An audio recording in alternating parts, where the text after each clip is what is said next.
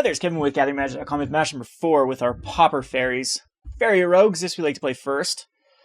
This is a very good hand. We have the Faerie Miscreant, a Latchkey Faerie to hook up with it, a Thieving Sprite, Ponder, and a Preordain. We do need to find the black source. You know, I'm starting to figure out what is the missing links to this deck. I think we can actually fine-tune this, and it'll work a lot better than it has been working. I mean, 0-3 start is not a fun start by any means, but we'll go with the Faerie Miscreant. We definitely want another 1-drop, or just higher land count and bank on trying to outvalue later game. So a lot of earlier control. So this is the matchup I do want to see because we do have the Morsel Thefts. Spellstutter Sprite's great here. We'll go ahead and attack him with the Faerie Miscreant and counter whatever he does on turn 2. Whether it be a Keldon Marauder or... I'm trying to think what else they run in this deck. But I still think the Fairy theme is quite amazing, and both the Fairy Rogue is really good. This is an underrated card in my opinion. It's very similar to like Chittering Rats. It is just a 1-1 instead of a 2-2 though. But card advantage is huge. Adding the black gives you some holes, I say, that just mono blue has.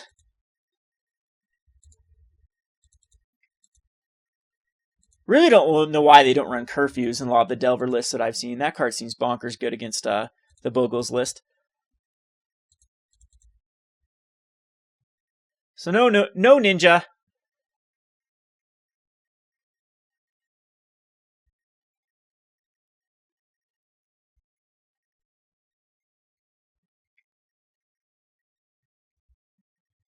And just the Spellstutter Sprite, yeah, we'll counter it.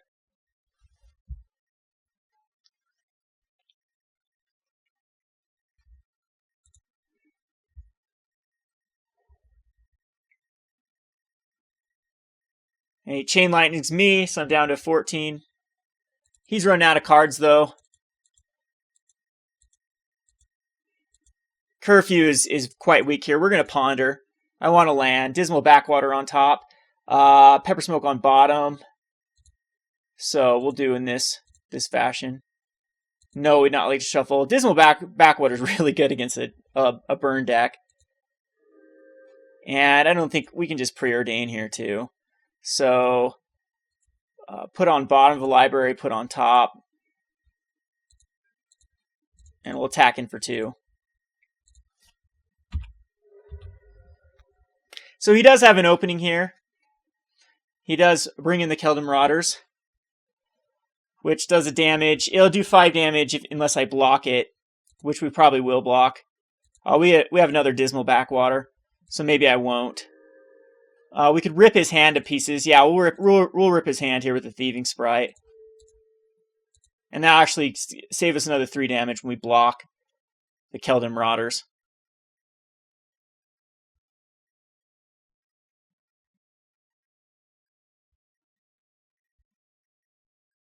And this will definitely take like a Lightning Bolt out of his hand. Curfew's actually pretty decent here now if he has any other... I'm actually thinking the Bolt. We'll take a Bolt.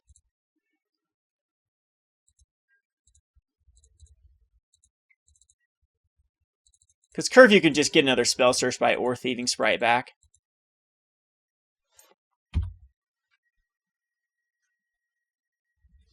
So we will block, though. I think it's smart to block here. So the Marauder's only going to do 2 damage and kill a creature, which is decent. He has another Marauder, so yeah, we knew that was coming.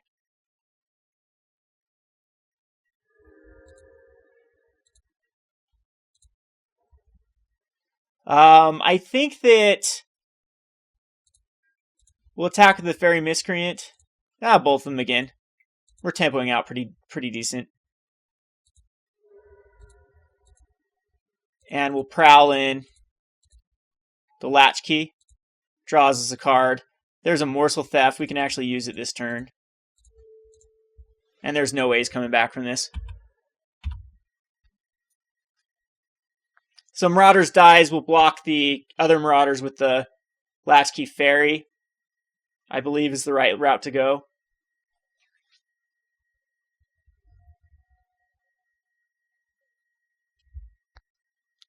He has a Chain Lightning and 2 Unknowns in his hand. See if he has another Keldon Marauder. Nope, a Searing Blaze. And that was a great draw. So we're taking 3 going down to a 10. And he'll Chain Lightning me as well, I'm sure. Needle Drop. Okay. So another Latchkey Faerie. We will attack in with both.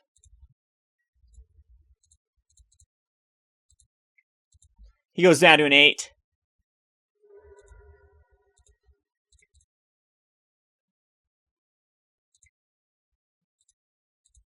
We'll prow in a Latchkey Faerie, draws us a card.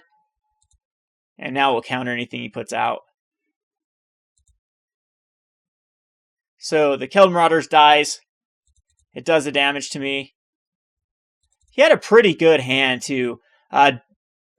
Double Chain Lightning, double Lava Spike, double Keldon Marauders, Searing Blaze, Needle Drop. Yeah, that's about as ideal. The only thing that he'd want is the Sacrifice Mountains instead of Spin. The Fire Blast is what it's called, I believe.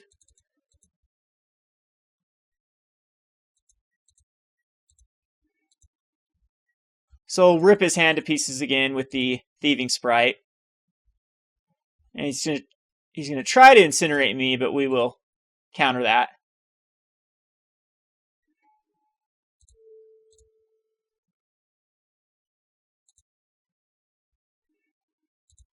And take the most likely Chain Lightning.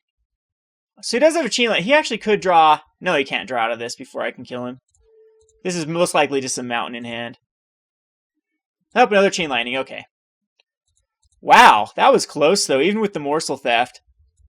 But pretty much ideal of the, like I said, the ideal burn draw. Triple Chain Lightning. Isn't there a triple? I thought he used another one. Because we countered Bolt. Oh, it was a Bolt. Okay, yeah, double Bolt, double Chain Lightning.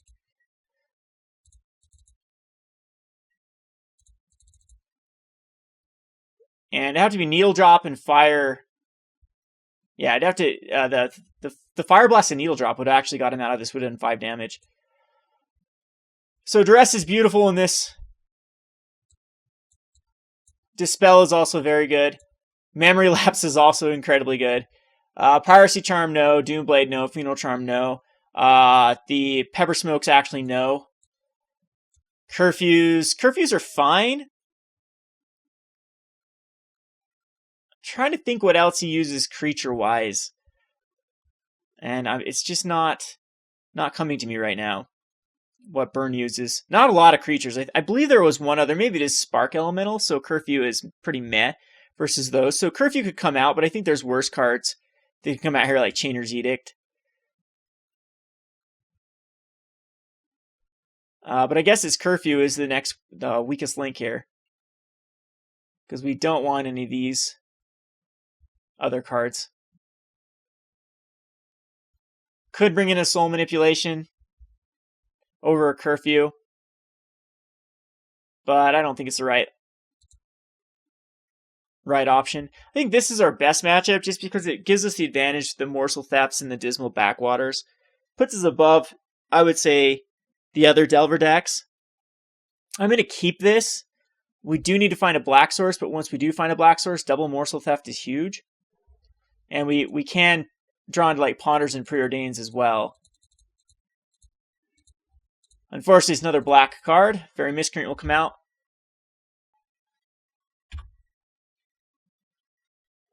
So I'll have Mana Leak next turn. See if a Keldon Marauders comes out here. Searing Blaze, that does hurt. And uh-oh, this is where it gets rough. We can Mana Leak whatever he tries to do this turn.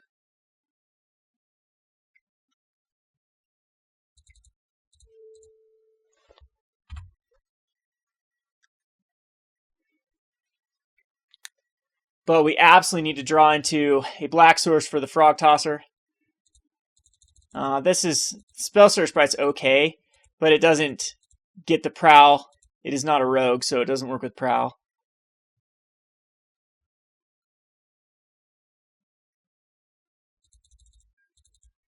So he just passes the turn smartly. because you can use them instant speed. We hit a Duress. Not a good card to hit. None of our Ponders are Preordains. No lands. And there's a Rift Bolt.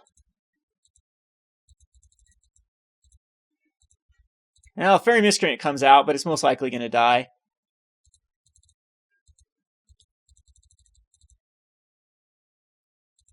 So Rift Bolt, I'm sure he's going to hit me with it.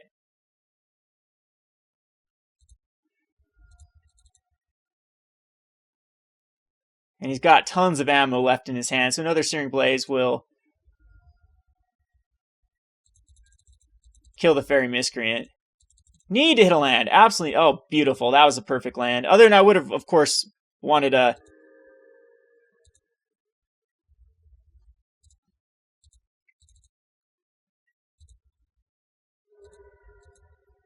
wanted to untap there for the Morsel Theft.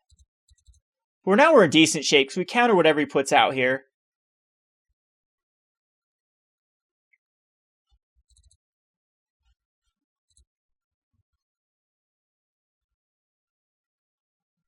Unless he has double Needle Drop. Or Electrickery. That also works. And the Chain Lightning does not hit.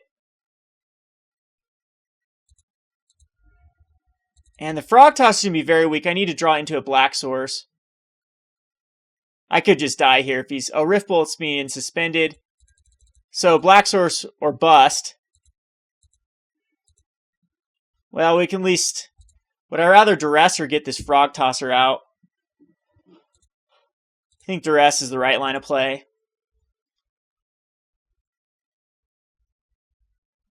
Because then he needs to top deck into another 3 damage spell. And we do get the Lightning Bolt. But, again, we're at the mercy of top decks.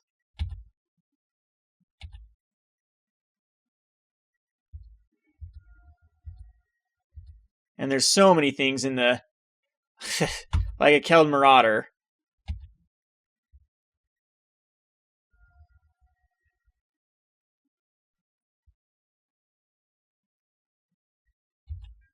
So this Curfew ends up being terrible, terrible. But I think we'll use it. Oh, no, that's actually worse. Because it does another damage. Yeah, when it leaves the battlefield. And we draw an island anyway, so an island won't do it. Alright, so we'll go on to the sideboard. We get to play on the... I actually think that... I'm wondering if on the draw is actually better than on the play versus this deck. Less cards for our opponent. More cards for us. But I think we want to play first. We're in the same predicament as we were last time, but we do have the Faerie Miscreant into a ninja.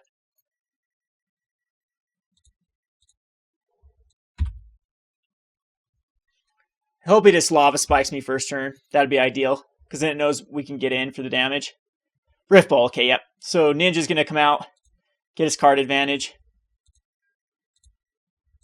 Probably should have waited for the draw here.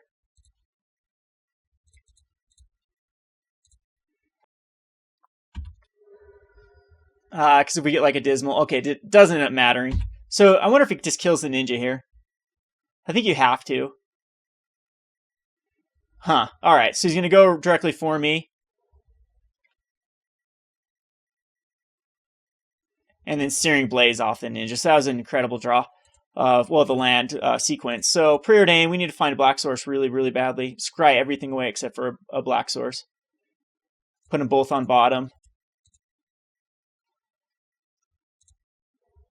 We will play the fairies, though. That will draw us a card. And there's a Spellstutter Sprite. That would be good. Electric would be devastating if he has it.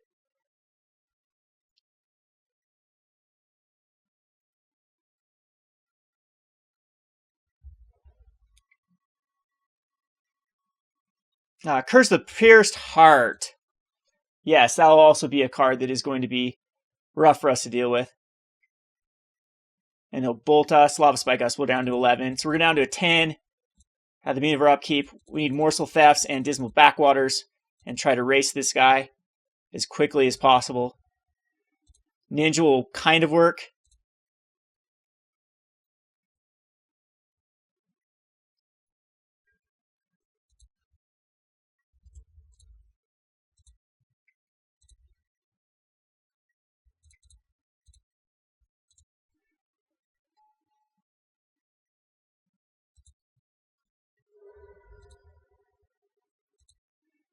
There's a Dismal Backwater, but I don't think I quite want it. We want to counterspell this turn rather than the Dismal. Yes. Okay.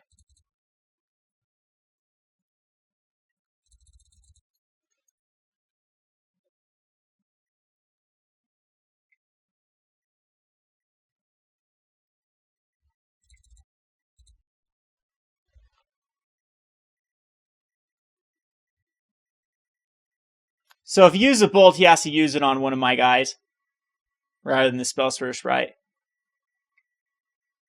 which I'm okay with. So he does. So the Curse of Pierce Heart hits, but that basically said counter a Lightning Bolt, sort of. Again, we just have to race the Curse of the Pierce Hearts.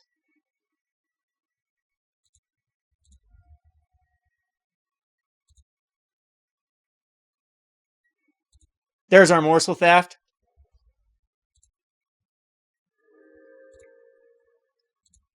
We'll Faerie Miscreant to draw us a card. And we need a Preordain because we need another counterspell, I believe. There's the Mana Leak. Perfect. So we still will Preordain. Put this on top. It's a life.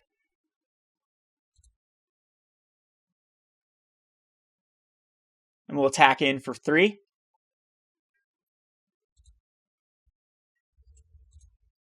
And we'll draw a card.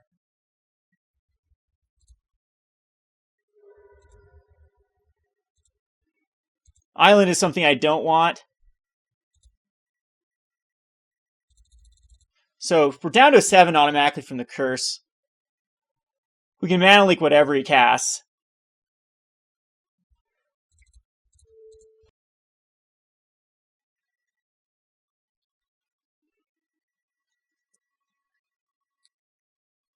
We have 4 life we can gain next turn with the Morsel Theft and the Dismal Backwater.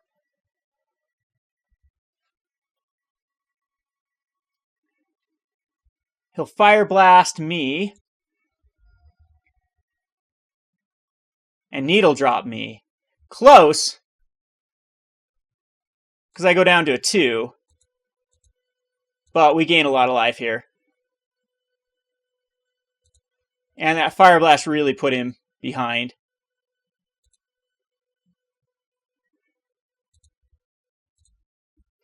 So gain a life.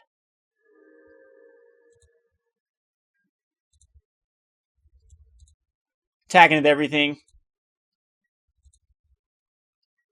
He can still draw out of this pretty well, though. So Ponder. Which is actually good because we'll try to find another Mana Leak or something. So he's dead next turn if this... Or not quite, not quite. We're going to do 4 damage. There's a Spellstutter Sprite. We still will Ponder.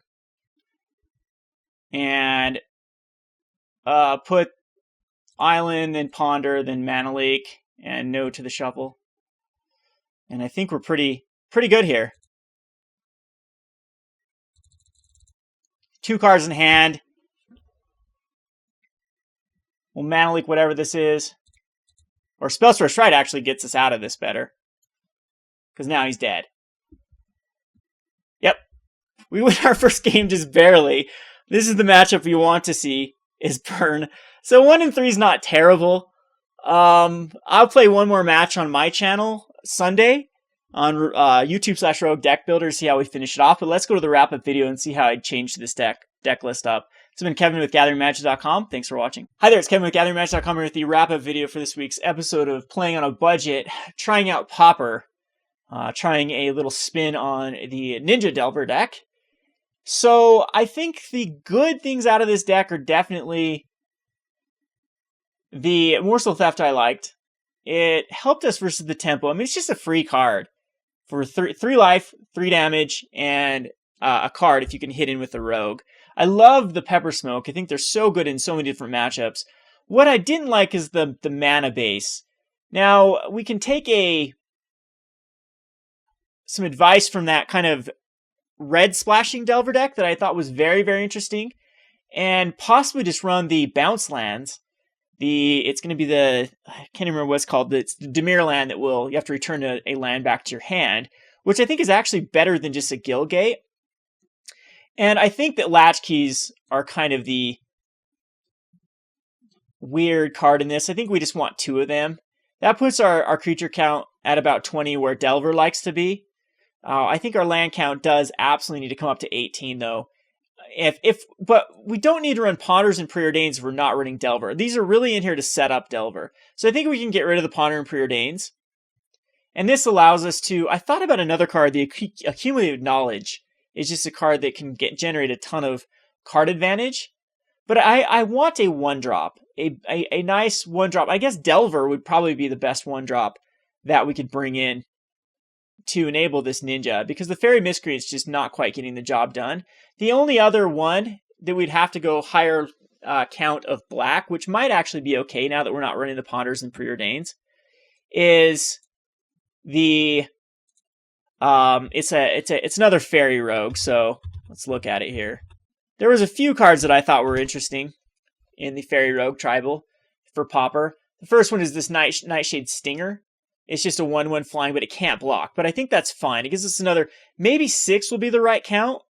And we definitely need to go into some swamps and probably a few of the Caru or the bounce lands with the Dismal Backwaters. That gives us a lot of comes into play tap lands.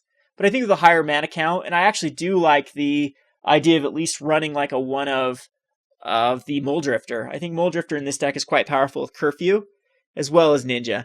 And so I'm going to at least run one of them. And this gives us a little bit more of a mid-range feel rather than the aggressive. The Funeral Trial and Piracy Charm are still fine. So Nightshade Stingers, don't want to go more than just the 2. Let's go ahead and add some swamps. Let's try 19. I think 20 lands is something we need to. So I'm going to try 2 of the bounce lands. So let's see if we can figure that out. It's going to be the Dimir Aqueduct. We're going to try 2 of the Dimir Aqueducts. And this makes Snap a lot better, but I think that just running 2 and the 4 Dismal Backwaters is the right amount. We still have 16 untapped lands that can come in on turn 1 and turn 2. A Dismal Backwater that can come and play turn 1 if we don't need it to come into play untapped. I could still try. Now, I don't think we go another Guildgate because then it's too many things that come into play untapped. The Peppersmokes I still like in the sideboard.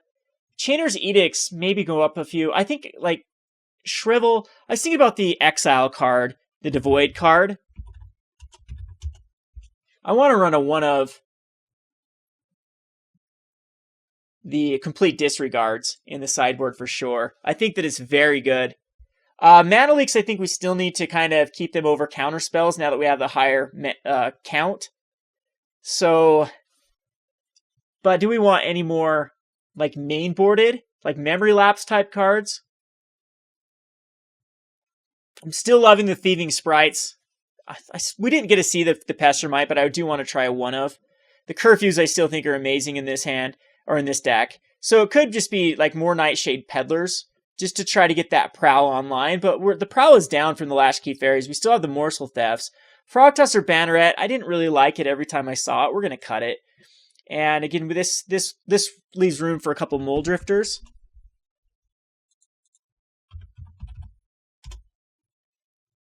And I think I actually like 2. 2 is probably the right number. It puts us up to 23 as our creature count, but I think that's fine. We have ways to balance the Muldrifter. I wonder if there's a spell that returns. There's one, I believe, that Peel from Reality, or one of them that from Avacyn, or one of them that you return a creature you control and a creature an opponent controls to their owner's hand. I guess that's what Curfew does, though. So I don't think we need to go higher up in that. So Chainer's Edict main board, maybe a Doomblade main board is fine. This allows us to have the Complete Disregards and Peppersmokes. I think the other 2 cards would probably be Memory Lapse, and this gives us some more counter magic. I didn't really like too much counter magic in this. We might just still need some more draw through now that we don't have Ponder or Preordain, whether it be like Think Twice, or if I want Accumulated Knowledge, we need all the Accumulated Knowledge. But we have draw through Muldrifter, through Ninjas, Thieving Sprite is kind of pseudo draw. So maybe just another Curfew. I don't think we've seen the power of Curfew with Spellstutter Sprites yet. So I think I'm gonna add one more Curfew into the mix. And possibly now we're up to 4. We just go like another Chainer's Edict, because we have ways through Peppersmoke. Or maybe just another Doomblade. Soul Manipulation could easily go main board, as this is another way to get value from Drifter. And then maybe just like another Dispel in the sideboard. I love the Piracy Charm a little bit over the Funeral Charm. I don't like the Swamp Walk. But Piracy, I'm just going to keep running the 1-of. This means we have a little more room in... I swear there's a card... Oh, Agony Warp. That's what I thought about putting in the sideboard. We'll try one of Agony Warp in the sideboard. As this target creature gets -3, -0, and another target creature who's -0, -3 is really good versus the Ninja Delver decks. Or it's just huge when you're attacking in. You give one of their blockers -3, it doesn't kill your card. Another one -0, -3, and it kills it. So I think maybe even going another Agony Warp is probably the right line of play. And these could easily go main boarded or over the Soul Manipulation. And this gives us probably not over the Doomblade. I wonder if Pestermite wants to be main boarded or not. But yeah, you can see that we have a lot of fiddling to do with this deck. Mole Drifter, does it want to be main boarded? I'm not quite sure. I want more of the tempo based feel, so I'm gonna just run 1 Mole Drifter, and then 2 as far as removal, we have Chainer's Edict, Agony Warps, Curfews that work as removal, and then Peppersmokes. And the sideboard we can bring in the needed removal through, like, if it's a lot of 1/1s, Piracy Charm and Peppersmokes. The complete disregard can kill the cards that have Undying, the Soul Manipulation. So the Agony Warps also help us get rid of that Witch, which I think is the real key card for the mono black beating us. So I think this is a lot better of a lineup. We might have too many lands now, but there was never a time I was like, wow, we have too many lands. It was always not enough lands, and the Ponder Preordain's taking our turn to find the lands. And I think this will work out a lot better, not having so many Latchkey Faeries. They seem to have too many of the higher converted mana costs, like Thieving Sprites. So this ends up being more of a tempo control list.